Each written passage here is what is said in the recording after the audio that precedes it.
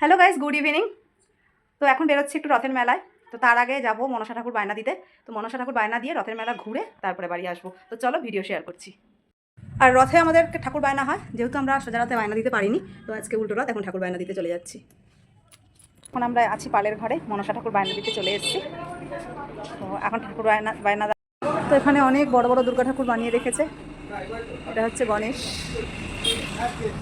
তো গাইস, ঠাকুর বায়না দিয়ে বাড়ি চলে এসেছি। এবার বাড়ি এসে কোনো ভিডিও শ্যুট করিনি, কারণ মেলাতে এত ভিড় ছিল, ফোন বাড়িতে রেখে গেছি, মেলায় কোনো ভিডিও শ্যুট আপ করিনি।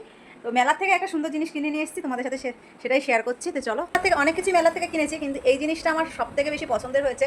গোপালের জন্য একটা মিনি ফ্যান, একটা মিনি টেবিল ফ্যান গোপালের জন্য কিনে নিয়ে এসেছি। যদিও এসি চলে ঘরে, তবুও গোপালের কাছে সবসময় ফ্যানটা চলবে, চার্জে চলে ফ্যানটা। তো চলো বন্ধুরা, আজকের মতন ভিডিওটা এখানেই রাখলাম। এই ভিডিওটা আজকে আর পোস্ট করবো না, আগামীকাল এই ভিডিওটা সকালবেলা তোমাদের কাছে পোস্ট করে দেবো। তো চলো, আজকের মতন টাটা।